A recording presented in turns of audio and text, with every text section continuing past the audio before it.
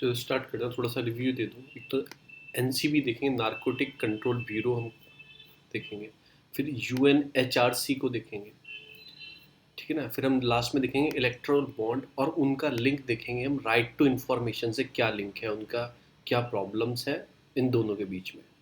ये दोनों चीज़ हम देखेंगे। तीन ही न्यूज़ हैं जो इम्पोर्टेंट है, और आज फ्राइडे है तो इतने एडिटोरियल भी इतने खास नहीं आते और न्यूज़ भी इतनी नहीं आती। तो बैक टू हिंदू, जो पहली जो न्यूज़ आ रही है वो आ रही है इलेक्ट्रल बॉन्ड से रिलेटेड। सुप्रीम कोर्ट ने क्या बोला है, वो हियर मतलब एक पेटिशन फाइल की है, किसी एनजीओ ने फाइल की है, और उसने बोला है कि इलेक्ट्रल बॉन्ड है एक तरह से बहुत प्रॉब्लमेटिक है, और इनको इन्फॉर्मेशन अवेल नहीं की जा रही है, उनसे बाहर को इन्फॉर्मेशन नहीं आ रही, और एक तरह से ब्लैक मनी और ये मनी लॉन्ड्रिंग बहुत बड़े स्तर पर हो रहा है because of this erectile bond. तो पीआईएल मतलब सुप्रीम कोर्ट ने बोल दिया ठीक है, हम हियरिंग करेंगे, पीआईएल जो सेल्स हैं इलेक्ट्रल बॉन्ड की उनको चेक करेंगे क्या प्रॉब्लम है। मैं आपको कुछ चीज़ बता देता हूँ प्रॉब्लम क्या क्या है। एक तो फ्लो ऑफ फंड, जो फंड का फ्लो है वो ही नहीं पता कैसे जा रहा है, किस पार्टी पे जा रहा है, कहाँ से आ रहा है, कहाँ से वो रिसीव कर रहे हैं, ठीक है ना। ये जो बॉन्ड स्टार्ट हुई थी फाइनेंशियल एक्ट 2017 में कुछ चेंजेस करके इन्हें इंट्रोड्यूस किया गया था इन बॉन्ड को, इलेक्ट्रल बॉन्ड को। तो याद रखना कहाँ से, 2017 फाइनेंशियल एक्ट से। और ये एग्जेम्प्टेड थे, मतलब कि डिस्क्लोज करने से, इन्फॉर्मेशन डिस्क्लोज करने से, जो आपका आता है रिप्रेजेंटेशन ऑफ पीपल एक्ट 1951 को, मतलब कि डिस्क्लोज नहीं कर सकते थे किसी की इन्फॉर्मेशन कहाँ से ये आ रहा है। तो एक तरह से फंडिंग अननोन तरीके से हो रही थी, ये बोला गया पहली चीज़। और पहले क्या आता है, जब जैसे एक कंपनी है, जैसे मैं एक कंपनी का नाम लेता हूँ, मैं रिलायंस बोलता हूँ, रिलायंस कोई कंपनी है, उसके 3 ईयर का प्रॉफिट होगा, जितना उसके 3 ईयर का प्रॉफिट होगा उस प्रॉफिट का वो 7.5% यूज़ कर सकती है। देखो लिखा है ना, पार्ट्स जो उसके पास्ट में 3 ईयर का प्रॉफिट हुआ डोनेट कर सकती है उसका 7.5%। जैसे रिलायंस कंपनी ने लास्ट 3 साल में 100 रुपये कमाए, तो 100 रुपये में से वो 7.5 रुपीज़ का डोनेट कर सकते हैं किसी पॉलिटिकल पार्टीज़ को। पर वो कैपिंग भी ख़त्म कर दी गई थी, तो वो भी चेक होगी, तो फंडिंग और आना स्टार्ट हो गया, ठीक है ना। और कंट्रीब्यूशन रिसीव, जो पार्टी, जो पॉलिटिकल पार्टी थी ना, मतलब जो एलिजिबल पॉलिटिकल पार्टी रिसीव कर रही थी बॉन्ड की, जो पैसा उन्हें मिल रहा था वो एग्जेम्प्ट किया गया था इनकम टैक्स को, उन्हें इनकम टैक्स भी देना नहीं पड़ेगा। चाहे वो 1,000 करोड़ मिले या 2,000 करोड़ वो रिसीव करे, कोई इनकम टैक्स भी नहीं देना पड़ेगा, तो उसको भी चेक करेंगे। तो ये कुछ प्रॉब्लम थी, आरबीआई भी बोल चुका था पहले भी ये प्रॉब्लम्स है। फिर आरबीआई एक तरह से बॉडी है, 2017 में आरबीआई ने बोला गलत चीज़ है, तो उन्होंने रिज़ाइन दे दिया अपना, चले गए, छोड़ गए बीच में। रघुराम राजन थे शायद उस टाइम पे, उन्होंने ऑब्जेक्शन उठाया था गलत चीज़ है। इलेक्शन कमीशन भी बोल चुका है 2017 में इनसे बहुत गलती हो सकती है। तो उन सब चीज़ों को अब इन्होंने अपने ऊपर केस ले लिया है कि मतलब केस को हैंडल करेगा, अब सुप्रीम कोर्ट चेक करेगा हर चीज़ एंगल से, कैसे बॉन्ड गलत हैं या सही हैं। तो यही है, मैं आपको थोड़ा इलेक्ट्रल बॉन्ड के बारे में और डिफाइन करने के लिए मैं अपने हिंदू पे मतलब अपने नोट्स पे जाऊँगा। थोड़ा मैंने एक बार और भी पहले भी पढ़ा है, फिर भी मैं आपको बताने के लिए जाऊँगा, बॉन्ड के बारे में बताऊँगा क्या प्रॉब्लम है।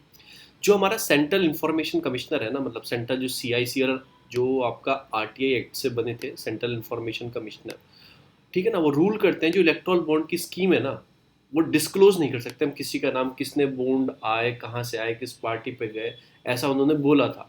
क्यों नहीं डिस्क्लोज कर सकते, क्योंकि उनके एक्ट में से एक सेक्शन होता है, सेक्शन 8, मैंने बताया ना सेक्शन 8E होता है, तो उसके अंदर उन बॉन्ड को रखा गया है। तो उसके अंदर जो भी चीज़ रखी जाती है, तो ठीक है, उसका नाम को नहीं बता सकते कहाँ से पैसा आया। जो इन्फॉर्मेशन अगर कोई मांगना भी चाहे, कोई आरटीआई लगा के इन्फॉर्मेशन चाहिए, तो नहीं बता सकते वो, ऐसा उन्होंने पहले भी बोल दिया है कि वॉयलेशन होता है एक्ट का, इट्स सेल्फ वॉयलेशन हो जाएगा हमारे एक्ट का। अब इलेक्ट्रल बॉन्ड जो स्कीम है वो अलाउ करती है सिटीजन्स को और कॉर्पोरेट्स को, वो क्या ना एक मॉनेटरी इंस्ट्रूमेंट खरीद सकते हैं। कहाँ से खरीद सकते हैं, एक तरह से बॉन्ड एसबीआई से, और उस बॉन्ड को वो डोनेट कर सकते हैं, लेटर उसको दे सकते हैं किसको, पॉलिटिकल पार्टीज को। अब पॉलिटिकल पार्टी जो विद इन 5-15 डेज में वो लेटर बैंक को देकर अपने अकाउंट में पैसा ले लेंगी। तो कुछ ऐसा सिस्टम होता है। अभी 2020 जनवरी तक देखो इतना करोड़ रुपए इलेक्ट्रल बॉन्ड में आया है, बस इतना पता है। टोटल कितना है ये तो पता लग सकता है, पर कहाँ से आया, कितना आया, वो नहीं पता लग सकता, क्योंकि जो डिस्क्लोज करने से मना करता है ये वाला सेक्शन 1E J, जो आरटीआई एक्ट का 1E J है, ये डिस्क्लोज करने से इंफॉर्मेशन को साफ मना कर देता है। तो ये वाली प्रॉब्लम है। तो उसके बाद क्या होता है, एग्जेम्प्ट ऑफ पब्लिक अथॉरिटी, कोई भी पब्लिक अथॉरिटी या कुछ भी खरीदती है जो सिटीजन इंफॉर्मेशन है अवेल करने से पीपल की, वो तुरंत मना कर देती है कि क्योंकि सेक्शन 8 में रखा हुआ है पूरे इलेक्ट्रिकल बॉन्ड को। तो एक ये प्रॉब्लम है। इस तरह से क्या हो सकता है, एक तरह से क्या क्या प्रॉब्लम हो सकती है, मैं आपको थोड़ा प्रॉब्लम बता दूँ। एक एनोमिटी प्रॉब्लम हो सकती है कि मतलब नॉन पॉलिटिकल डोनर जो है, नाइदर तो कोई पॉलिटिकल पार्टी का भी नहीं है, ठीक है ना, किसी को भी डोनेट कर सकते हैं। तो उससे क्या हो सकती है, 2019 में supreme court held that all the political party who have received the donation through the electoral bond must submit the detail to election commission. कितना पैसा कहाँ से आ रहा है, कहाँ जा रहा है, तो एक तरह से उस तरह की एनोमिटी हो सकती है। तो इन्फॉर्मेशन आपको बता देनी चाहिए कहाँ से कितना पैसा पार्टी को मिला है। ब्लैक मनी जो प्रॉब्लम है, जो कर्बिंग खत्म कर दी थी ना, मैंने आपको बताया था कैसे होता था डोनेशन। अगर 3 साल का प्रॉफिट है किसी कंपनी का, लास्ट 3 साल का, फिर वो डोनेट कर रही है पैसा, उसका 7.5% डोनेट कर सकती है पॉलिटिकल पार्टीज को। तो वो कैप को भी हटा दिया है, तो वो ब्लैक मनी जितनी है वो पॉलिटिकल पार्टीज को दे देगी अपनी। एक तरह से उसे फायदा भी मिलेगा। फायदा कैसे मिलेगा वो बता के देगी। अब खुद बताओ, एक बैक चैनल होता है, बैक चीज होती है। अब भैया अंबानी सर जी पैसा लेके गए, या फिर कोई और भी बिजनेसमैन, अमित शाह के पास बॉन्ड है जी, ये इतने करोड़ रुपए के बॉन्ड है, तो शक्ल तो देख ली, भले से नाम अवेल नहीं होगा उनका, शक्ल देख ली, चाहे वो ब्लैक मनी है चाहे कैसी मनी है, तो वो सारी चीजें इसमें आ सकती हैं। उसके बाद क्या हो सकती है, मतलब कि डिफीटिंग ट्रांसपेरेंसी। ट्रांसपेरेंसी नहीं है, पैसा कहाँ से आया कहाँ पे गया, तो ठीक है कुछ नहीं है। और उसके बाद एसिमेट्रिक आपकी ओपेसिटी है। वो क्या है कि government always position to know who is the donor, वो तो चुपके से पता लग जाएगा। और फिर जब इलेक्शंस आएंगे कि मतलब कि उन्हें फेवर किया जाएगा, मतलब कि पार्टी जीत जाएगी तो फेवर भी करेगी। तो ये कुछ चीज़ की प्रॉब्लम्स है जो बॉन्ड्स के अंदर हमारे हैं। वो इन्फॉर्मेशन भी नहीं बता सकते, जो अपना राइट टू इन्फॉर्मेशन एक्ट से आप इन्फॉर्मेशन लेना चाहोगे वो नहीं बता सकते, क्योंकि बॉन्ड को रखा गया है सेक्शन 8(1) के अंदर, जो RTA एक्ट का 8(1) है। और वो क्या बोलता है, कोई भी इन्फॉर्मेशन अगर इसके अंदर कुछ रख दिया जाएगा तो इन्फॉर्मेशन को ओपन नहीं किया जाएगा। ये है। अब मैं आपको थोड़ा इलेक्ट्रल बॉन्ड के बारे में बता देता हूँ क्या है। एक तरह से एक इंस्ट्रूमेंट बॉन्ड है जो पॉलिटिकल पार्टी को फाइनेंशियली सपोर्ट करते हैं, ठीक है, डोनेशन प्रोवाइड करते हैं। ये आप इशू हो सकते हैं मल्टीपल, 1,000 रुपये में, 10,000 रुपये में, 1,00,000 रुपये में, 10,00,000 रुपये के, 1 करोड़ तक के हैं, विदाउट एनी मैक्सिमम लिमिट। ठीक है ना, 1 करोड़ तक के आप खरीद सकते हो, ऐसे खरीद सकते हो। अगर आपको 10 करोड़ के देने हैं तो आप 1 करोड़ के 10 खरीद लो, तो इस फॉर्म में है। और आप 2,000 तक कैश भी सेंड कर सकते हैं, कैश भी भेज सकते हैं 2,000 तक, ठीक है ना। तो ये कुछ फॉर्म्स हैं, और एक ही बैंक से आप इसे खरीद सकते हैं, वो है आपका स्टेट बैंक ऑफ इंडिया से। उसने भी पर्टिकुलर डेट तय की हुई है कि स्टार्टिंग के 15 डेज में पर्टिकुलर डेट तय की गई है। और कौन सी जो रजिस्टर्ड पॉलिटिकल पार्टी हैं आपकी इलेक्शन कमीशन ऑफ इंडिया के, उन्हें ही डोनेट कर सकते हो। अब वो क्राइटेरिया आप पढ़ लेना कि क्या है उनका क्राइटेरिया रजिस्टर्ड पार्टी का, ठीक है ना। Bond are available for purchase by any person, कोई भी परचेज कर सकता है उसे, ठीक है ना। सिटीजन ऑफ इंडिया होना चाहिए, must be citizen of India, ठीक है ना। और जो इनकॉर्पोरेट जो है आपके और स्टेब्लिश इन इंडिया, जो कॉर्पोरेट्स हैं, बिजनेसमैन हैं, या कोई वो इंडिया में होने चाहिए। फॉर द 10 डेज ईच ये खरीद सकते हो आप। मतलब ये 10 दिन, शुरू के 10 दिन होते हैं जनवरी के मंथ में, अप्रैल, जुलाई और अक्टूबर के मंथ में आप इन्हें खरीद सकते हैं। सेंट्रल इस बैंक से खरीद सकते हैं इन दिनों में, और सेंट्रल गवर्नमेंट को दे सकते हैं। आप सिंगली खरीद लो या जॉइंटली खरीद लो, 4-5 आदमी मिलकर खरीद लो, डोनर का नाम तो मेंशन होता ही नहीं है। तो ये कुछ प्रॉब्लम्स हैं जो इलेक्ट्रोल बॉन्ड में है, ट्रांसपेरेंसी कम है, इसलिए सुप्रीम कोर्ट में PIL उन्होंने एक्सेप्ट कर लिया। अब मैंने इन्फॉर्मेशन कमिश्नर आपको बताया था ऊपर, तो थोड़ा इसके बारे में बता देता हूँ। ये स्टैब्लिश कब हुआ था, वही RTA एक्ट के साथ ये बनाया गया था। और ये नॉन कॉन्स्टिट्यूशनल बॉडी है।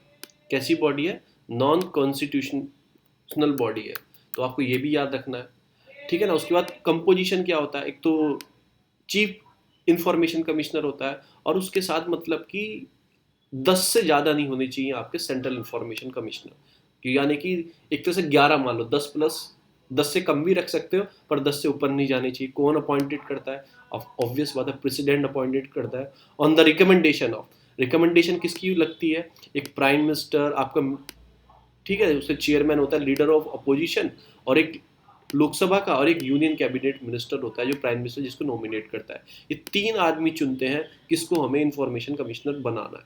ये 3 आदमी। टेन्योर कितने साल का होता है, अब तो टेन्योर के हाथ जो आ गया गवर्नमेंट के हाथ में आ गया कि यस सेंट्रल गवर्नमेंट प्रिस्क्राइब करेगी, ठीक है ना। सेंट्रल गवर्नमेंट प्रिस्क्राइब करेगी। चेंज आया, मैंने बताया 2020-19 में कुछ चेंज किया गया था, ठीक है ना, तब तो सेंट्रल गवर्नमेंट डिसाइड करेगी पहले क्या होता था 65 का एक टर्म लिया गया था, 65 साल तक रह सकता है, पर नॉट एलिजिबल फॉर रीअपॉइंटमेंट, एक बार बनने के बाद दोबारा नहीं बनेगा। पावर फंक्शन वही क्या होते हैं, अगर आपको इन्फॉर्मेशन चाहिए, receive inquiry into the complaint, ठीक है ना, पर्सन रिगार्डिंग इन्फॉर्मेशन उसे चाहिए आरटीआई एक्ट से, तो वो मिल सकती है। इसकी सीओ मोटो पावर भी होती है, ये अपने आप भी मतलब रीजनेबल ग्राउंड पे कोई पब्लिक के लिए इन्फॉर्मेशन जरूरी है, खुद भी अवेल मतलब बाहर निकाल के रख देते हैं, दे देते हैं खुद भी, तो सीओ मोटो पावर भी होती है इसकी। और वाइल इंक्वायरी, कोई इंक्वायरी कर रहे हैं, मतलब किसी इन्फॉर्मेशन गैदर करने किसी ऑफिस से वो इंक्वायरी कर रहे हैं, तो इनके पास कुछ सिविल कोर्ट की पावर होती हैं कि समन कर सकते हैं, रिक्वायरिंग कर सकते हैं, डॉक्यूमेंट चाहिए हमें आपसे, तो इनके पास कुछ सिविल कोर्ट वाली पावर्स होती हैं। तो ये कुछ मैंने आपको इन्फॉर्मेशन कमिश्नर के बारे में आपका बता दिया। इलेक्ट्रल बॉन्ड भी बता चुका हूँ, इससे बाहर कुछ आएगा नहीं। तो हम आते हैं अपने हिंदू पे। तो हिंदू में क्या था कि यह PIL लगी है, ये 3 प्रॉब्लम्स थी, तो ये आप देख लेना क्या प्रॉब्लम्स थी। अब इंडिया एश्योर्ड श्रीलंका सपोर्ट, ऐसा किसने बोला है कि मतलब जो आपके फॉरेन मिनिस्टर हैं, आपके फॉरेन सेक्रेटरी हैं आपके श्रीलंका के, अभी क्या है इनका इशू कहाँ पे गया है, इनका इशू गया है यूनाइटेड नेशन ह्यूमन राइट के अंदर। कुछ वायलेशन हुए थे, तमिल्स टाइगर करके कुछ वायलेशन हुए थे, मतलब वहाँ पे जीनोसाइड हुए थे, तो उधर से एक ह्यूमन राइट वायलेशन थे। अब वो जो केस है वो अब चला गया, किस में चला गया, ह्यूमन राइट काउंसिल्स में, यूनाइटेड नेशंस की है। अब उस केस को चलाने के लिए जो ह्यूमन राइट कमीशन के मेंबर्स है ना, ठीक है ना, इंडिया भी उसका मेंबर्स है, मैं बताऊंगा पूरा उसके बारे में। तो जो मेंबर्स है उनकी सपोर्ट चाहिए, अगर वो वोट कर देंगे इनके अगेंस्ट में श्रीलंका के, तो केस इन पे कुछ चलेगा, कुछ इनको ऑब्लिगेशन लगाए जाएंगे, इंटरनेशनल न्यूज़ बनेगी, तो श्रीलंका नहीं चाहता है उसकी सपोर्ट में आए इंडिया, ऐसा है बोल रहा है, सपोर्ट में आ जाओ, प्लीज़ हमारी सपोर्ट कर दो। ये एश्योर्ड इंडिया मतलब कि एश्योर्ड बोला है, श्रीलंका ने बोला है, अभी हमारा कोई कमिटमेंट नहीं है, पर मोदी जी ने बोला था, मैंने प्रीवियस न्यूज़ में आपको बताया था कि हम श्रीलंका की सपोर्ट करेंगे। तो मैं आपको human right United nation human right commission के बारे में थोड़ा बता देता हूँ, थोड़ा क्या पूरा ही है उसके बारे में, ठीक है। United nation human right commission ये है क्या, ठीक है ना, ये जो बनी थी, मतलब कि जो ह्यूमन राइट वायलेशन होता है पूरे वर्ल्ड में, उसको मतलब एक तरफ से हेल्प करने के लिए, ऐसा नहीं उसे मतलब स्टॉप करने के लिए। इसका हेडक्वार्टर जिनेवा में है, ठीक है ना, स्विट्जरलैंड में आती है जिनेवा। कंपोजिशन क्या होता है, इसमें 47 मेंबर्स होते हैं। कितने मेंबर होते हैं, 47। तो यूनाइटेड नेशन में कितने होते हैं, 193 194 के आसपास, पर इसमें कितने हैं, इसमें मेंबर्स हैं आपके 47 मेंबर्स हैं, ठीक है। चलो, वो सर्विंग करते हैं at any time with the election held fill up the seat, जब भी खाली होती है इसकी सीट तो इलेक्शन कराया जाता है, हर साल इसका इलेक्शन कराया जाता है, ठीक है ना। अब कहाँ इलेक्शन कराया जाता है, जो UNGC है ना आपकी जनरल असेंबली, उसके ही उसमें से ही कुछ आदमी को चुन के इसके अंदर भेजा जाता है। तो वहाँ पे इलेक्शन होते हैं हर साल, किसको जिस बार चूज करके भेजना है उसमें से इलेक्ट किए जाते हैं, ठीक है ना। और एक बार जो इलेक्ट हो जाता है वो 3 साल तक सर्व करता है, ठीक है ना। Country and disallowed from the occurring the seat for more than 2 consecutive term. जैसे इंडिया ने एक बार ले लिया, इंडिया ने एक बार इसकी पोजीशन ले ली, तो इतना लेट आते हैं ना, ये फ्लो ब्रेक होता है।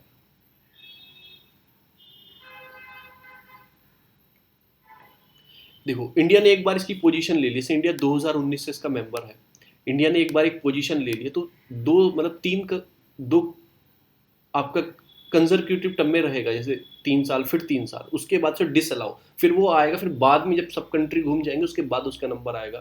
तो लगातार वो 2 बार बन सकते हैं, उसके बाद नहीं डिस अलाउ किया जाता है, ऐसा मैंने बता दिया।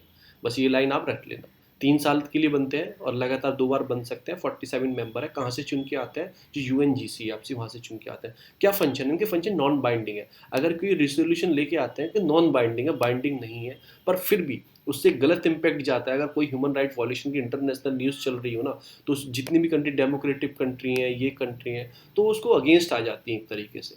एक अगर इसमें उनके ऊपर चला गया तो मतलब और भी कंट्री उनके ऊपर ऑब्जेक्शन उठाने लगेंगी, फिर उनके क्या ऑब्जेक्शन, जो सिक्योरिटी काउंसिल कोई बात चल रही है तो उस पर उनके ऊपर कमेंट करेंगे, तो एक तरह से ये सारी प्रॉब्लम फेस करने लगती है कंट्री, ठीक है ना। 193 कंट्री है, नॉन बाइंडिंग रिसोल्यूशन होते हैं इनके।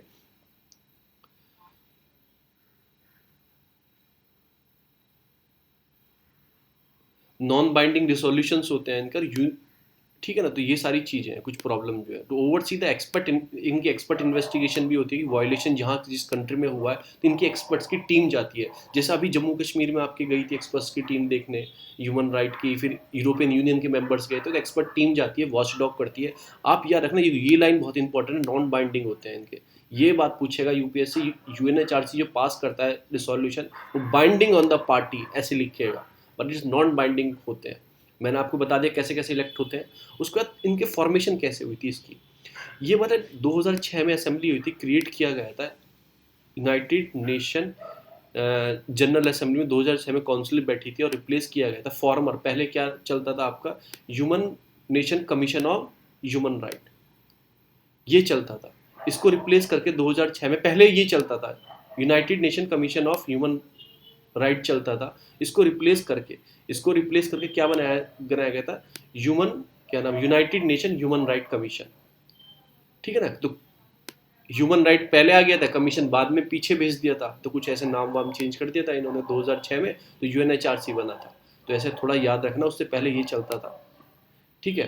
तो उससे पहले क्या इसका ऑफिस है, जो इसका सेक्रेटरीट ऑफिस है, उसको क्या नाम है, high commission of human right. ठीक है ना। ये कहाँ बैठता है, ऑब्वियसली कहाँ बैठा है, जहाँ हेडक्वार्टर है इसका, जिनेवा में, स्विट्जरलैंड में। अब मैं आपको कुछ टर्म्स बताता हूँ। ये ऐसे नहीं 40 जो 7 मेंबर्स बनते हैं, ऐसे नहीं सब सारे मेंबर अफ्रीका के बना दो भाई, 52 कंट्रीज है अफ्रीका की, 52-54 कंट्रीज है, सब उनको ही बना दो, 47 चूज कर लो, तो और देश क्या करेंगे, नहीं ऐसे नहीं हो सकता। अफ्रीका स्टेट में से 13 सीट्स हैं, उनमें 13 सीट में से मेंबर चुने जाएंगे। एशिया पैसिफिक में से भी 13 सीट्स है, जो कंट्री होंगी ना जितनी टोटल, उसमें से 13 को चुना जाएगा। फिर लैटिन अमेरिका में से, और अब आपको कैरेबियन स्टेट में से आपके 8 स्टेट्स हैं, वेस्टर्न यूरोप में और अदर स्टेट में से आपकी 7 है, तो ये कर करके 47 हो जाती हैं टोटल। ऐसे एक क्राइटेरिया है फुलफिल करने का। मेंबर ऑफ द काउंसिल सर्व किया जाता है for a period of 3 year, मैं बता चुका हूँ, और वो एलिजिबल नहीं है री इलेक्ट के लिए अगर वो सर्व कर चुके हैं 2 कंटिन्यू टर्म में। अब इंडिया इसका इलेक्ट्रिकल मेंबर है, वो मैंने आपको कैसे बताया, क्यों श्रीलंका हम मांग कर रहा है कि प्लीज़ हमें सपोर्ट करो इसके अंदर। क्यों मांग कर रहा है इंडिया से, क्योंकि इंडिया इसका मेंबर है, और 1 जनवरी 2019 से इंडिया इसका मेंबर है, तो 3 साल रहेगा, 20-21। ठीक है ना, 20 हो गया, 21 हो गया, 22 तक इंडिया रहेगा इसका मेंबर, और फिर बन सकता है 3 साल के लिए, फिर बन सकता है 3 साल के लिए, अगर उसके सपोर्ट में यूएनजीसी में वोट हुआ, उसके बाद वो नहीं बन सकता। उसके बाद वो पूरा टर्म जब घूम जाएगा फिर स्टार्टिंग में आएंगे। तो मैंने आपको पूरा बता दिया कैसे कैसे से मेंबर्स होते हैं, ऐसे नहीं, सब कॉन्टिनेंट में से अलग अलग तरीके से मेंबर बनाए गए हैं। तो ये फर्स्ट पेज की न्यूज़ थी। अब क्या बोल रहे हैं कि हमारे जो नितिन गडकरी जी हैं, आपका आपका रोड मिनिस्टर जो है आपके, ठीक है ना, तो इन्होंने क्या बोला है, जो आपके रोड ट्रांसपोर्ट और हाईवे मिनिस्टर, इन्होंने क्या बोला है, हम पूरे इंडिया को टोल फ्री करने वाले हैं, ये हम टोल ही नहीं लेंगे। टोल नहीं लोगे भाई, तो फिर रोड कैसे बनेगी। ये बोल रहे हैं कि टोल के जो फिजिकल चीज़ें होती हैं ना टोल लेने की, आदमी खड़ा होता है, वो बैरियर बन होता है, टोल लेते हैं, अब ऐसे हम टोल नहीं लेंगे, अब हम जीपीएस टेक्नोलॉजी का बेस करेंगे। आपकी गाड़ी आपकी गाड़ी अगर यहाँ से निकल के यहाँ पे पहुँच गई, टोल को क्रॉस कर दिया, ऑटोमेटिक पता लग जाएगा कि आपने टोल क्रॉस कर दिया, ऑटोमेटिक पैसे डिडक्ट हो जाएंगे। इसलिए ही जो आपका वो है, क्या नाम आपका, फास्ट टैग है, वो कंपलसरी कर दिया गया, उससे सब चीज़ नोट होंगी बाय सैटेलाइट। आपने जैसे ही क्रॉस किया, आपको ऑटोमेटिक पैसे कट जाएंगे, चाहे आप रुको या मत रुको या आगे बढ़ो, ऑटोमेटिक जीए बेस सिस्टम लाने की बात की है। और उन्होंने एक चीज़ बताई है, जो व्हीकल आपको स्क्रैपिंग पॉलिसी है, उसको अनाउंस कर दिया है, वो लागू होने वाली है, उसकी डेडलाइन भी दे दी है, जो मैंने आपको पहले पढ़ाई थी। ठीक है ना, वो स्क्रैपिंग पॉलिसी थी, स्टेट को रिकमेंडेशन के रखी गई थी, आप बताओ कैसी है, ठीक है, तो अब उसको फॉर्मेट कर दिया है, वो आगे न्यूज़ में है, मैं आपको बताऊंगा स्क्रैपिंग पॉलिसी है क्या। तो याद रखना, फ्यूचर में जीपीएस बेस्ड सिस्टम लाने वाले हैं, जो टोल है उनको फ्री करने वाले हैं, बूथ से बूथ हटा देंगे, बस एक बैरियर होगा, आपने क्रॉस कर दिया उसको, तो आपका टोल कट जाएगा ऑटोमेटिकली। करो, ये क्यों विफल हो सकता है। अब ये सब धरने बैठे हैं किसान, हरियाणा के और आपका पंजाब के सब टोल फ्री हैं, इवन थोड़े बहुत वेस्ट यूपी में भी फ्री हैं, तो उससे लॉस होता है कम से कम 100 करोड़ का एक दिन में लॉस हो रहा है। अब बैरियर खत्म हो जाएंगे, गाड़ी जैसी क्रॉस करेगी, वो तो ऑटोमेटिक कट जाएगा, वो तो आपको पता भी नहीं लगेगा। ठीक है ना, नहीं पता लगेगा तो आपके बैलेंस माइनस में पहुंच जाएगा, गाड़ी का रजिस्ट्रेशन नंबर लिंक होगा, तो वही सारी डेप्थ में आपका पहुंच जाएगा। तो अब देखते हैं क्या होगा, कैसे टेक्नोलॉजी वर्क करेगी, कुछ सिस्टम तो होगा। आगे चलते हैं, आगे क्या न्यूज़ है। ये चीज़ नहीं करना चाहिए। गीता फोगट की कज़न थी कोई, मतलब कि उन्होंने सुसाइड कर लिया, वो कोई मैच वैच हार गई थी। ये चीज़ गलत चीज़ है। एक बार हार गया, फर्स्ट टाइम ऑफ लर्निंग होता है फेल का मतलब। ये नहीं कि you have to left your life. तो ऐसी चीज़ नहीं करनी चाहिए, गलत चीज़ है।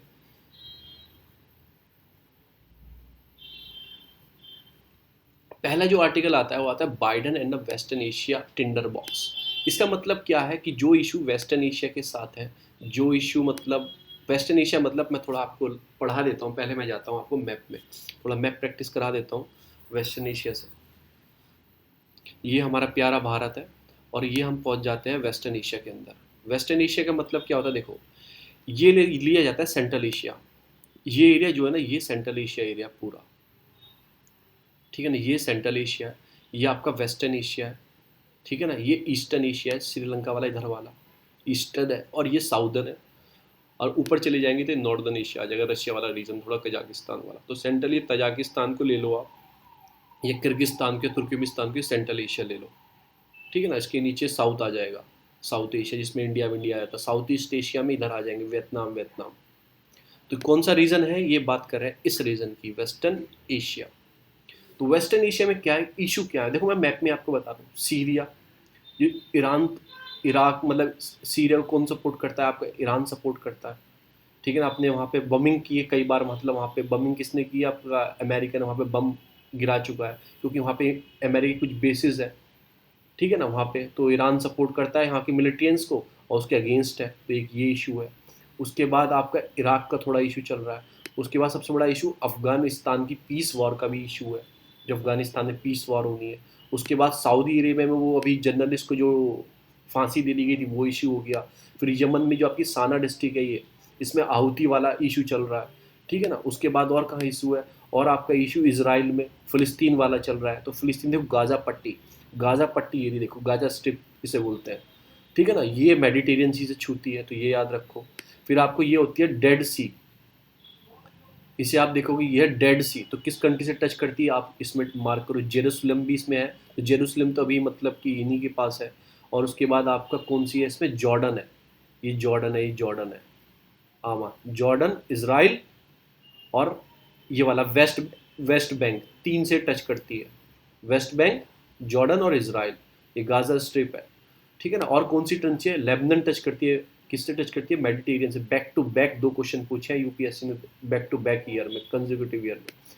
सीरिया वो भी टच करती है, तो कौन सी टच नहीं करती भाई, इराक टच नहीं करती है। इराक आ जाए तो इराक टच नहीं करती है। सीरिया भी करती है, लेबनन भी करती है आपका, आपका उसके बाद आपका इसराइल भी करती है, गाज़ा स्ट्रिप भी करती है। वेस्ट बैंक टच नहीं करता, पर डेड सी से टच करते हैं, और आपका लेबनन भी टच करती है। तो ये इशू है, सीरिया का इशू आपको पता ही है। फिर एक गुल्फ ऑफ अकाबा है, गुल्फ ऑफ अकाबा, ये है गुल्फ ऑफ अकाबा। इससे कितनी कंट्री टच करती हैं, अकाबा, अब्बा, अब्बा कौन है पूरे उस एरिया का, सऊदी अरेबिया, तो सऊदी अरेबिया टच करती है। इधर जॉर्डन का भी टच करता है, ये जॉर्डन का एरिया भी टच करता है ये। इधर इसराइल का भी टच कर रहा है, छोटा सा खुला हुआ है, और इधर इजिप्ट भी टच कर रहा है। तो गुल्फ ऑफ अकाबा आपको याद रखना है, गुल्फ ऑफ अकाबा का। फिर मैं आपको रियाद बता दूं, रियाद जदा, मतलब जिद्दा, ये भी बिल्कुल टच करती है रेड सी से। रियाद ये है बीचों बीच, जो कैपिटल है रियाद। ये कुछ कंट्रीज़ हैं जिसके इशू मैंने आपको थोड़ा बता दिया। इराक का क्या इशू है, ऑब्वियसली उनमें वार चली हुई है, ठीक है ना। फिर आपका सीरिया का भी इशू सेम ही है। उसके बाद सऊदी अरेबिया के अगेंस्ट जा रहा है थोड़ा, मतलब अमेरिका जो उसके सपोर्ट में रहता था। सऊदी अरेबिया रशिया की सपोर्ट में जा रहा है, रशिया के पास जा रहा है। और जो यमन में जो हाउतीस थे, ठीक है ना, तो उनको सपोर्ट कर रहा है, उनको मतलब जो टेररिस्ट ग्रुप में डाला हुआ था उससे भी बाहर कर दिया बाइडेन जी ने। तो ये कुछ प्रॉब्लम्स हैं, वो प्रॉब्लम हम कवर करेंगे इस वाले आर्टिकल से, जो इसमें बताया कि जो बाइडेन का मूव है वो वेस्ट एशिया की तरफ टिंडर बॉक्स मतलब बढ़ता जा रहा है। और जो हमारे ओबामा जी थे और हमारे मतलब कि ट्रम्प जी थे, उनका जो मूव था वो ईस्ट एशिया में था। जो चाइना वाला रीजन है वो चाइना सेंट्रिक में रखते थे, ईस्ट वाले रीजन में, पर ये वेस्टर्न रीजन में सपोर्ट कर रहे हैं। तो ऑथर क्या बोलता है, आप वेस्टर्न एशिया को देखते देखते ईस्टर्न एशिया को मत भूल जाना, या वेस्ट ईस्टर्न एशिया को देखते देखते वेस्टर्न को एशिया को मत भूल जाना। आपको एक बैलेंस अप्रोच रखनी है, बैलेंस अप्रोच रखनी है। तो यही सारी बात है, वही मैं आपको बताने वाला हूँ चीज़ों को। देखो यूएस ने बॉम्बिंग की, मतलब कि हेलीकॉप्टर से बम गिराए आपके ईरान जो बैक मिलिटेशिया आपका सीरिया के अंदर, उसके ऊपर बम गिरा है, किस पे, यूएस ने। तो एक ये वाला था। क्यों गिरा है, क्योंकि जो उन्होंने मतलब जो आपकी सीरिया के जो आपके मिलिटेंट्स हैं जो ईरान बैक है, ईरान में सपोर्ट करता है, उन्होंने एक अमेरिका का बेस था आपका इरीबिल में। ये नाम याद रखना, इरीबिल, ठीक है ना। तो इराक में आता है वो प्लेस। तो उस पर हमला किया था, किसने हमला किया था आपका, आपका ये जो ईरान बेस के मिलिट्री जो है मतलब सीरिया के अंदर जो है, उन्होंने हमला किया था आपके इरीबिल में, रॉकेट अटैक किया था। तो उसके जवाबदेही करने के लिए उन्होंने, अमेरिका ने बॉम्बिंग की थी वहाँ पे। फिर आता है आपका जमाल खशोगी के बारे में, जो एक जर्नलिस्ट थे सऊदी अरेबिया ने उन्हें मतलब कि वो फांसी पे चढ़वा दिया था। तो वो अगेंस्ट अभी वो रिपोर्ट विदाउट बॉर्डर जो है उसने भी केस फाइल किया यूरोपियन यूनियन में, प्रिंस जो आपका मोहम्मद बिन सलमान है इनके खिलाफ। फिर अमेरिका ने गलत चीज़ बोला, आपने बहुत गलत किया, ऐसे जर्नलिस्ट को मतलब आपने हैंग कर दिया, ये भी गलत है। दो इशू ये हो गए, पहला ये, दूसरा है फिर आता है ईरान न्यूक्लियर डील JCPO, जो मैं आपको बता चुका हूँ। इसमें P5+1 नेशंस होते हैं, और ये यूरेनियम डील के लिए थी, यूरेनियम की डील देनी थी, पर किस गुड यूज़ के लिए यूरेनियम, ना कि बैड यूज़ के लिए। वो फिर ट्रंप ने आके कैंसिल कर दी थी 18 में, हम नहीं करेंगे। 2015 में ओबामा ने कहा था इस पर हम बात करेंगे, डील पे, JCPO पे। तो ये वाला इशू है। तो ये वेस्ट एशिया के इशू है। कहाँ के हैं, वेस्ट एशिया के कुछ इश्यूज हैं। और क्या इश्यूज है, और मैं आपको बताऊं और क्या इश्यूज है, फिर मैं कुछ और बता रहा हूँ आपको। जैसे सपोर्ट कर रहे हैं, किसकी सपोर्ट कर रहे हैं, आहुतीस की, मतलब किस में सपोर्ट कर रहे हैं, यमन में। तो उन्होंने टेररिस्ट ग्रुप से बाहर निकाल दिया और बोला है कि वायलेशन जो सऊदी अरेबिया कर रहा है उसको प्लीज़ ख़त्म करें अपने से। तो इन्होंने क्या बोला है कि जो अब जो ट्रम्प का क्या, वो वेस्ट एशिया से ईस्ट एशिया की तरफ जा रहे थे, जो बाइडन है वो ईस्ट एशिया से वेस्ट एशिया की तरफ जा रहे हैं। तो अब ऑथर क्या बोलता है कि दोनों की तरफ जाओ पर एक बैलेंस अप्रोच रखो, ठीक है। तो ये सारी बात है। एक तरह से आपको holistic approach towards the Iran मतलब इन्होंने रखी थी, एक तरह से गलत अप्रोच रखी थी, किन्होंने रखी थी, ट्रंप ने, मतलब कि उनको बैन लगा दिया, काट समय सेंक्शन लगा दिए, ये कर दिया। तो ईरान भी तिलमिला उठा, ठीक है। उसने कहा हम भी कुछ ऐसे ऐसे काम करेंगे, हम बम बनाएंगे, ये बनाएंगे, वो बनाएंगे। तो एक तरह से जिसको जितना प्रेस करोगे ना उतना वो भर के ऊपर उठेगा, ठीक है ना, रिटेलिएट करेगा, ठीक है। फिर ट्रम्प ने और क्या किया, डायरेक्ट वॉर तो नहीं की, किससे, ईरान से, पर उनके आदमी को मार दिया। कासिम सुलेमानी को मारा था, इराक के अंदर मार दिया था उन्हें, ईरान के अंदर नहीं मारा। जो कमांडर थे और भी आदमी को मारा ट्रम्प जी ने, उनके एयर स्ट्राइक से मारा, किस चीज़ से मारा, ठीक है ना। तो एक तरह से डायरेक्ट वॉर तो नहीं की, पर उसके उनके ऊपर बहुत उन्हें मतलब जो एक होलिस्टिक अप्रोच दिखाई थी ईरान के ऊपर, बैन बैन लगाना। अब बाइडन ने मतलब फेस करें मतलब स्ट्रेटेजिक रिलेशन बनाने की ग्रेट अर्जेंसी है एक तरह से, कि रिलेशनशिप डेवलप करनी है ईरान से, क्योंकि ईरान एक बहुत बड़ा नेशन है, छोटा मोटा नेशन नहीं है, बहुत बड़ा नेशन है आपका वेस्ट एशिया में, ठीक है। तो उससे हमें बात अच्छे करनी है। JCPO डील की हमने बात करना स्टार्ट किया है JCPO में, और हम कहीं ना कहीं सपोर्ट भी करने लगे हैं, क्योंकि जो आउतीस है ना वो भी ईरान बेस्ड सपोर्ट वाले हैं, ग्रुप है, ठीक है ना। उसकी हम सपोर्ट कर रहे हैं कि गलत हो रहा है उनके साथ भी, और फिर वहाँ की जो यमन की पब्लिक है उनके साथ भी। तो कहीं ना कहीं पॉजिटिव मैसेज जा रहा है। तो ये क्या बोल रहे हैं कि हमने उनके साथ एक अच्छा करना चाहिए, स्टिक नहीं करना चाहिए, क्योंकि स्टिक हम करेंगे तो वही ऊपर उठ के आएंगे, वही हम उल्टी सीधे काम करेंगे, वो भी नॉर्थ कोरिया बन सकते हैं दूसरा। तो यही सारी बात की गई है। एक लास्ट टाइम चल रहा है, लास्ट टाइम क्यों चल रहा है, ट्रिकर क्यों करना है डील को, क्योंकि जो हमारे वहाँ के जो PM है, जो वहाँ के PM है, मतलब प्रेसिडेंट है आपके इराक के, उसके ईरान के, उनका कुछ लास्ट टर्म चल, देखो यही वाले सपोर्ट कर रहे हैं सऊदी अरेबिया वॉर में, यमन को सपोर्ट कर, रिलीज द इंटेलिजेंसी, कि अब जो टॉक से स्टार्ट हो गया, ईरान को हम सपोर्ट करना स्टार्ट कर दिया है, जो हाउतीज बेस ग्रुप है हम उन्हें सपोर्ट कर रहे हैं, हम नहीं, ये बाइडन जी। कि लास्ट 3 ईयर चैलेंजेस जो चलते आ रहे हैं उसको ख़त्म करने की बात की गई है, क्योंकि वार्निंग आ गई है, क्यों, जो वहाँ के मतलब कि जो प्रेसिडेंट है उनका लास्ट इलेक्शन होने हैं ईरान में, तो एक लास्ट टाइम चल रहा है, प्लीज़ उनको जाते जाते मतलब कुछ उनसे बात कर लो, क्योंकि वो उन्होंने ही JCPO डील को स्टार्ट करने की बात की थी, उन्होंने ही सब कुछ स्टार्ट किया था। तो वो एग्रीमेंट को दोबारा से ट्रिकिंग कर लो। जो हसन रूहानी है उनकी गवर्नमेंट का लास्ट साल चल रहा है और वहाँ पे इलेक्शंस है, और उन्होंने ही ओरिजिनल एग्रीमेंट किया था 2015 में आपका JCPO के ऊपर। तो वो उसको दोबारा से स्टार्ट करके डील को साइन कर लो, ईरान को अपने फेवर में ले लो, काटसा वाटसा हटा दो उस पे से। तो उससे क्या होगा, वेस्टर्न एशिया में शांति आएगी।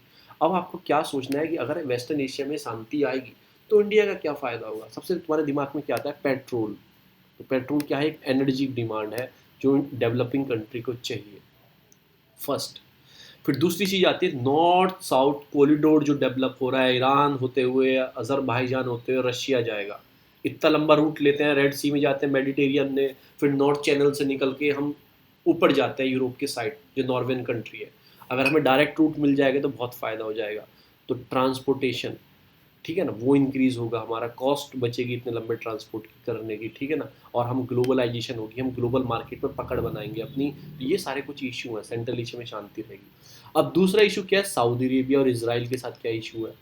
सऊदी अरेबिया, वही जो मैंने आपको सारी चीज़ बताई कि जो रिलेशन खट्टे होते जा रहे हैं सऊदी अरेबिया के और किसके, यूएस के।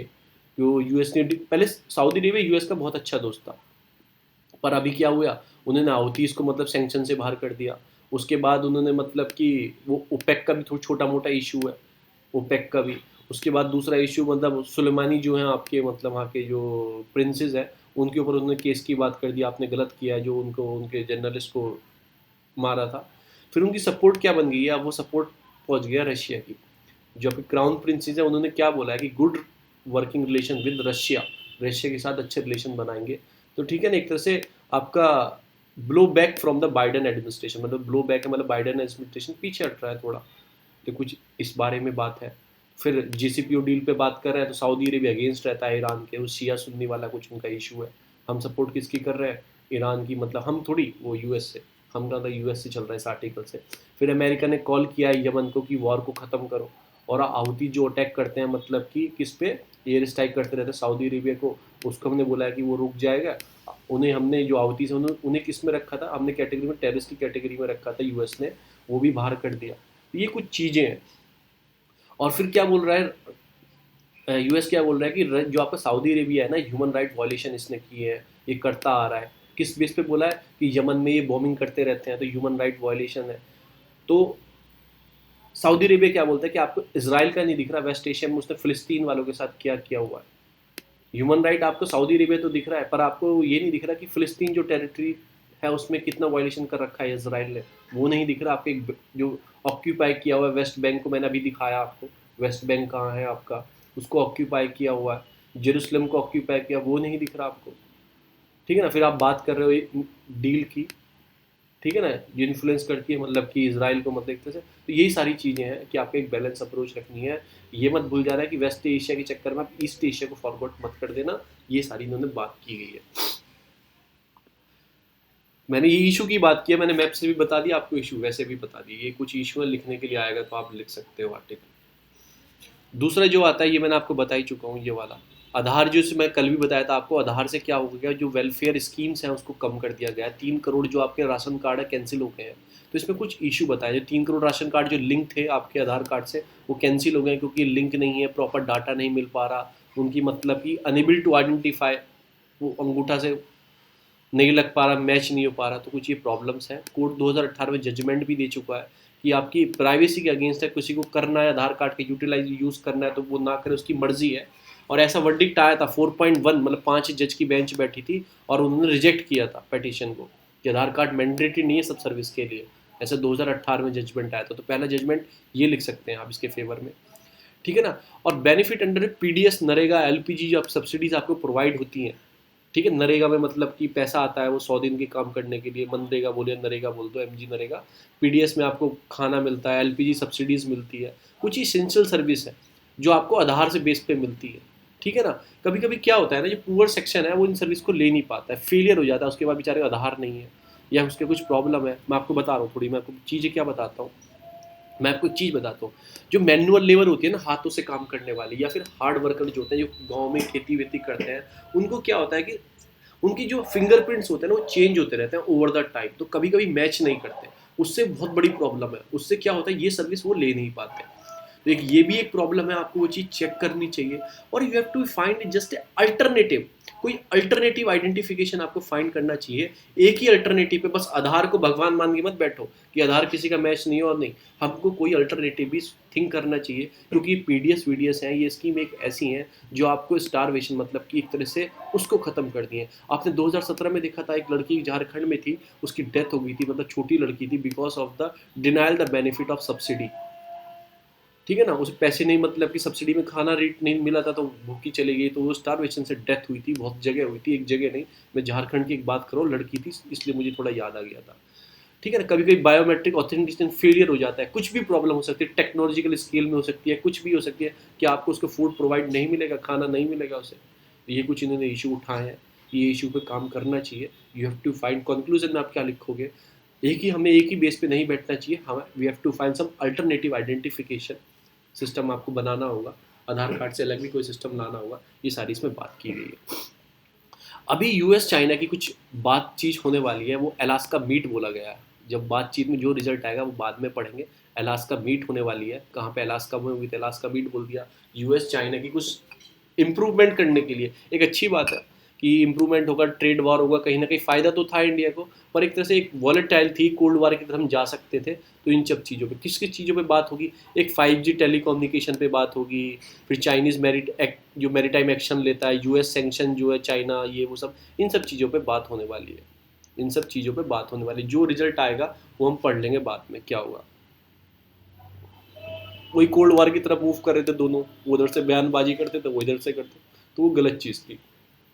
ये आर्टिकल पॉलिटिकल है, नहीं पढ़ेंगे। तमिलनाडु में waiting for political economy and social environment of fiction the marginal identify with confidence, ये हम नहीं पढ़ेंगे। नेक्स्ट चलते हैं अपनी न्यूज़ पे। ये आर्टिकल आता है फर्स्ट पेज का, तो मैं उस स्क्रैपिंग पॉलिसी में थोड़ा बताने वाला हूँ आपको क्या है, याद रखो, थोड़ा याद रहेगा।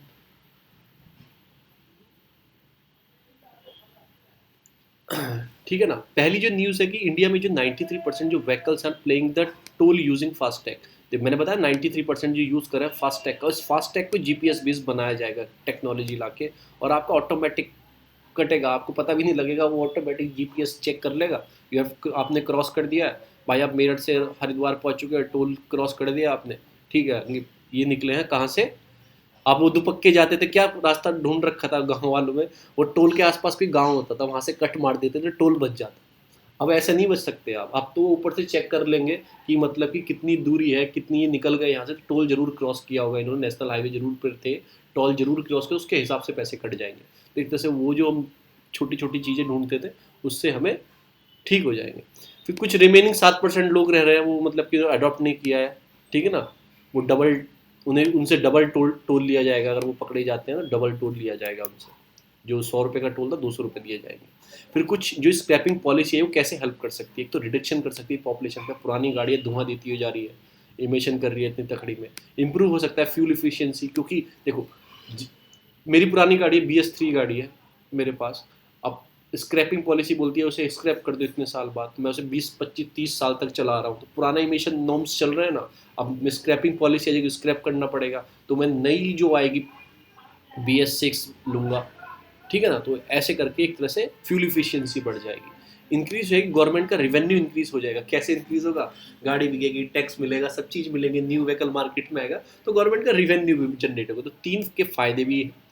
अब फिटनेस कैसे इसमें चेक करेंगे, जो फिटनेस टेस्ट होगा ना, जो फिटनेस टेस्ट होगा वो ऐसे होगा कि जैसी गाड़ी ने 20 साल पूरे किए ना, प्राइवेट गाड़ी ने, ठीक है ना, उसका फिटनेस टेस्ट किया जाएगा, फेल हो जाती है उस फिटनेस टेस्ट में। फिटनेस टेस्ट में बहुत सारी चीज़ चेक होती हैं, आप कभी देखना RT ऑफिस के आसपास जाके देखना, वहाँ पे रूल्स लिखे होते हैं बहुत सारे, अगर वो पास कर जाती है 20 साल पुरानी प्राइवेट गाड़ी तो ही उसे मिलेगी, वरना स्क्रैप करने की बोल खत्म कर दो, ठीक है ना।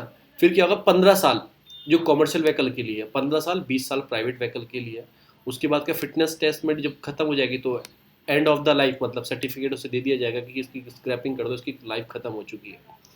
ऑल द गवर्नमेंट व्हीकल जो है, गवर्नमेंट जो मिनिस्ट्री के व्हीकल है, उन्हें 15 साल रखा गया है, ठीक है ना, उन्हें 15 साल, उन्हें डी रजिस्ट्रेट कर दिया है 15 साल, उनका कोई फिटनेस टेस्ट नहीं है, गवर्नमेंट व्हीकल है, RT ऑफिसर का व्हीकल है, ऑब्वियसली चाहे 2 साल 20 साल चला है 50 साल चला है, उसे ही फिटनेस देना है, उसे ही वो देना है, तो उनके लिए डायरेक्ट उन्होंने कोई फिटनेस टेस्ट नहीं रखा है, उनके लिए बोल दिया 15 साल में ऑटोमेटिक स्क्रैप कर दिए जाएंगे गवर्नमेंट व्हीकल 15 साल पुराने, ठीक है भाई, करने चाहिए। वो बिहार की पुलिस अभी वो 16 के ज़माने की अंग्रेजों के ज़माने की जीप लेके घूमते हैं धक्का मार, तो वो एक पॉलिसी है। उसके बाद क्या है कि जो policy was kick government vehicle को, मतलब कि जो है ये लागू होगी 1 अप्रैल 2022 से गवर्नमेंट व्हीकल पे लागू होने वाली है, मैंडेटरी होने वाली है।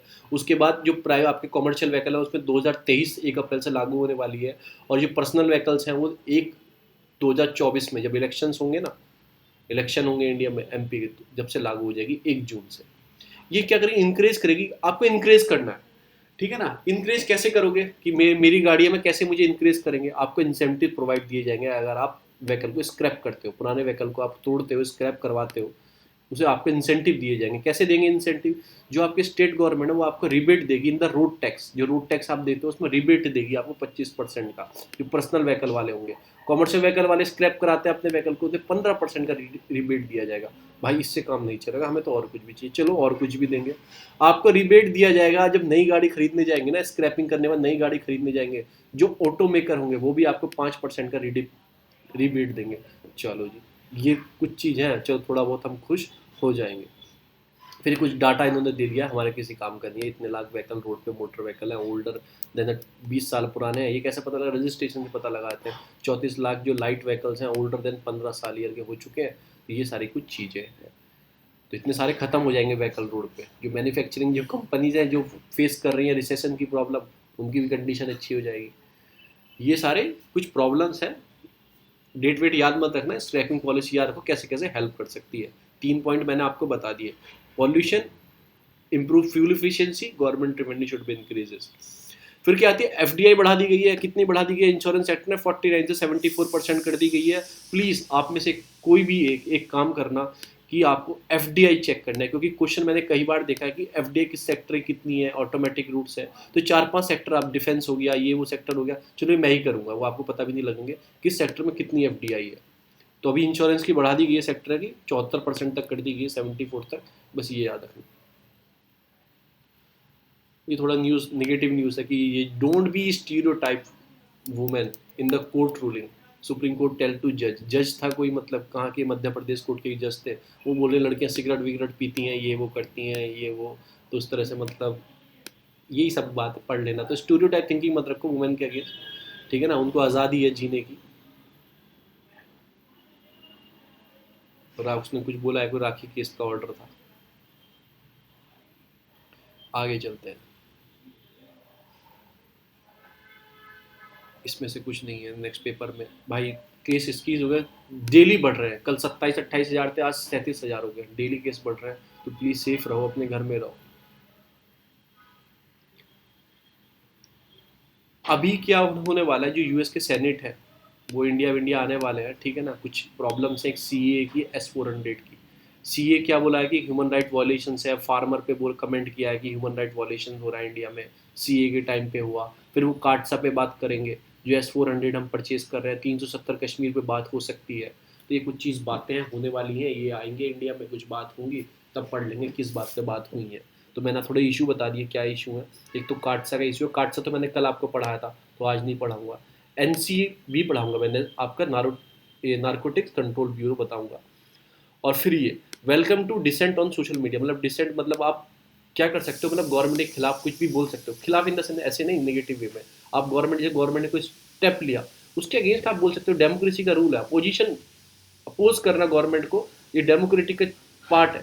तो इन्होंने बोला कि ये वेलकम मूव है। एक तो सोशल मीडिया में आप जो ऑब्जेक्शन, मेरी कोई थिंकिंग है कि ये गलत हो रहा है, तो मैं उसके खिलाफ बोल सकता हूँ। पर मुझे ऐसा नहीं बोलना है कि गवर्नमेंट की मतलब कि गवर्नमेंट के सेंटिमेंटल हट हो या फिर कोई दंगा भड़का दे, वो स्टेटमेंट वैसा नहीं बोलना है। But right to dissent is my right. तो ये कुछ इन्होंने बात की गई है कि फिर इन्होंने बात की जो हमारा आर्टिकल आया है। फिर जो फेक न्यूज़ है, ये सारी न्यूज़ हैं जो आपके फेसबुक या गूगल्स हैं, इनको ही अपने ट्रैकल अपने आप करनी चाहिए, अपने आप चेक करना चाहिए कि सही है क्या नहीं है। मिसलीड नहीं होना चाहिए। अब्यूज़ या मिसलीड सोशल मीडिया पे होता है तो वो गलत चीज़ है। गवर्नमेंट वेलकम करता है डिसेंट के, अपोज बोलने के लिए वेलकम करता है, पर कोई अब्यूज़ या मिसयूज़ ऑफ सोशल मीडिया को नहीं करना चाहिए। 140 करोड़ भारत में यूज़र्स हैं आपके लिंक्डइन के, व्हाट्सएप के और ट्विटर के, फेसबुक के। Free to have business in India, उन्हें बिजनेस करने का अधिकार है। हम ऐसे नहीं उनकी रिस्ट्रिक्शन नहीं लगा रहे हैं उन चीज़ों पे। पर right to dissent is your right, but not fake news को आपको नहीं बढ़ावा देना है, ये बोला है। अब ये ऑस्टिन विजिट में भी array the concern Indo Pacific, Afghanistan मतलब कुछ ये आने वाले हैं ऑस्टिन जो है, तो इंडिया में आएंगे, बात करेंगे। वही काटसा के ऊपर टॉक की बात कर सकते हैं, और भी चीज़ों पे चाइना टूरिज्म की बात कर सकते हैं। वही सारी बातें जो होंगी जब पढ़ेंगे, जब होगी। रशिया होस्ट द आपका अफगान पीस। तालिबान के आदमी बैठे, देखो लाइन से बैठे, तालिबान ही बैठे हैं। आतंकवादी होते थे कभी, अब ये रशिया के साथ बैठ के बातचीत कर रहे हैं। किस पे? अफगान पीस पे। इसमें इंडिया शामिल नहीं हुआ है, मैं आपको दिखा देता हूँ इसमें कहाँ लिखा है। इसमें आपके अब्दुल्ला ये है, सारे अफ़गानिस्तान के थे, इनके थे, तालिबान के आदमी थे इसमें। फिर आपके रशिया के आदमी थे, पाकिस्तान था, ईरान था और चाइना। तो एक तरह से इंडिया इतना बड़ा रोल निभाता है, इंडिया इसमें शामिल नहीं हुआ है, ठीक है, क्योंकि हम सपोर्ट गवर्नमेंट को करते। ब्रो लास्ट में कुछ ना भी थोड़ी खड़खड़ आवाज़ भी आ रही है। दिल्ली हाई कोर्ट ने क्या किया है, ये फ्यूचर ग्रुप है आपका, ये एफबी में सामान लाते हैं, इस पर मतलब कि स्टे लगा दिया, दिल्ली हाई कोर्ट ने स्टे लगा दिया कि डील होने वाली। फ्यूचर ग्रुप को कौन खरीदता था? रिलायंस खरीदता था, उसको मार्केट चाहिए, तो फ्यूचर ग्रुप जो है, ये एफबीबी के स्टोर है आपके, बिग बाजार है, इसको खरीद रहा था। पर अमेजोन ने क्या बोला कि हमारे इसमें स्टेक है, आप कैसे बेच सकते हो बिना हमारी परमिशन से। ये कुछ इनका इशू चल रहा था, उस पर रोक लगा दी गई है। तो यहाँ पे खत्म हो जाती है न्यूज़। कल का मैच इंडिया जीत चुकी है। मैं आपको वो नारकोटिक्स ब्यूरो के बारे में लास्ट न्यूज़ जो है वो पढ़ा देता हूँ, और फिर ख़त्म करते हैं हम अपनी इस चीज़ को।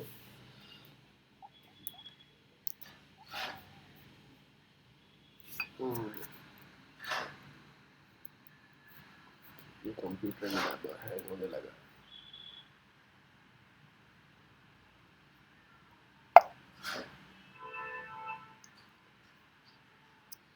बस ये लास्ट बची है जो एनसीबी होती है, कि गवर्नमेंट ने मतलब एक बॉडी बनाई थी 1986 में, इसको बनाया था, इसके लिए एक एक्ट लेके आई थी, ठीक है ना।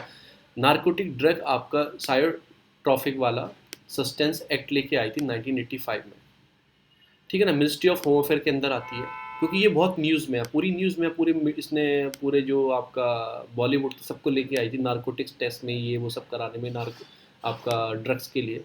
और आर्टिकल कोई 47 ऑफ इंडियन कॉन्स्टिट्यूशन डायरेक्ट करता है कि स्टेट को Endeavour bring about the prohibit the consumption of. Article 47 क्या है ये? डीपीएसपी गांधी। हाँ, डीपीएसपी आते हैं जो आपको बोलते हैं कि आपको कंजप्शन ऑफ द प्रोहिबिट करता है कि आप ड्रग्स व्रग्स लेते हैं, इंटॉक्सिक लेने से आपको मना करता है। गांधीयन प्रिंसिपल एक चीज़ से जाते हो, गांधी क्या बोलते थे? मांस मत खाओ, दारू मत पियो, विलेज का डेवलपमेंट करो, कोऑपरेटिव सोसाइटी बनाओ, गांव का डेवलपमेंट करो, चरखा चलाओ, खादी के कपड़े बनाओ। तो ये सारे गांधीयन प्रिंसिपल है, आप जाके पढ़ लेना, सारे ही वही होंगे। कोऑपरेटिव सोसाइटी, मांस मत खाओ, तो सारे वही होंगे, ठीक है ना। तो गांधी की सोच वैसी थी, उसके अंदर Gandhian principle. Drug abuse controller responsible cure central government के अंदर आता है, क्योंकि एक्ट सेंट्रल गवर्नमेंट ने बनाया, ठीक है ना। ये पेनल्टी और मतलब कि penalty of the property drive from the using illegal trafficking narcotic drug, ये सब कर रहे हैं, तो उसको चेक करने के लिए गवर्नमेंट ने बॉडी बनाई है। तो बस आपको याद रखना है, सेंट्रल गवर्नमेंट के अंदर आती है, एक्ट से formation, ministry of home affair के अंदर आती है, ये फुलफिल करती है जो आपका आर्टिकल 47। आर्टिकल 47 डीपीएसपी क्या बोलते हैं? डीपीएसपी कोई कंपलसरी नहीं है लाइक फंडामेंटल राइट कि आपको मानना ही मानना है। डीपीएसपी एक तरह से गवर्नमेंट चेक कर सकती है, मतलब ये सुप्रीम कोर्ट चेक कर सकती है कि ये एक्ट ठीक है क्या नहीं है, या फिर गवर्नमेंट कोई एक्ट बना रही है तो उसको फुलफिल करने के लिए इन्फोर्स कर सकती है कोई एक्ट बना के डीपीएसपी को। वो इन्फोर्सेबल नहीं है, पर गवर्नमेंट कोई लॉ ला के उसे इन्फोर्स करा सकती है।